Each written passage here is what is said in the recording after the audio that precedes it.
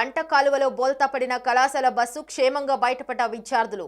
Odalarevu BVC engineering కళాశాల నుండి విద్యార్థులకు ఎక్కించుకొని సాయంత్రం తిరిగి వెళ్తున్న బీవీసీ ఇంజనీరింగ్ కళాశాలకు చెందిన బస్సు మండలం సరిపల్లి గ్రామం వచ్చేటప్పటికి స్టీరింగ్ రాడ్ విరిగిపోయి పంట కాలువలోకి బోల్తా పడింది. ప్రమాద సమయంలో బస్సులో ఉన్న 6 విద్యార్థులను గ్రామస్తులు అద్దాలు పగలగొట్టి క్షేమంగా బయటకు తీశారు.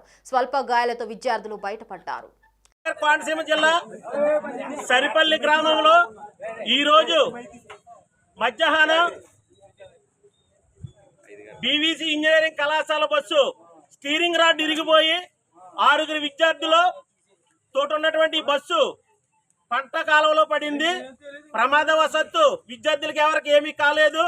కానీ ఇక్కడ గమనించాల్సిన విషయం ఏంటంటే వాతావరణ శాఖ హెచ్చరికల్ని జిల్లా కలెక్టర్ మహేష్ గారు ప్రైవేట్ పబ్లిక్ స్కూల్ ఏ కాలేజీ కూడా ఏ స్కూల్ కూడా నిర్వహించొద్దని అధికారులకు స్పష్టమైనటువంటి నిర్దేశాలు జారీ చేస్తే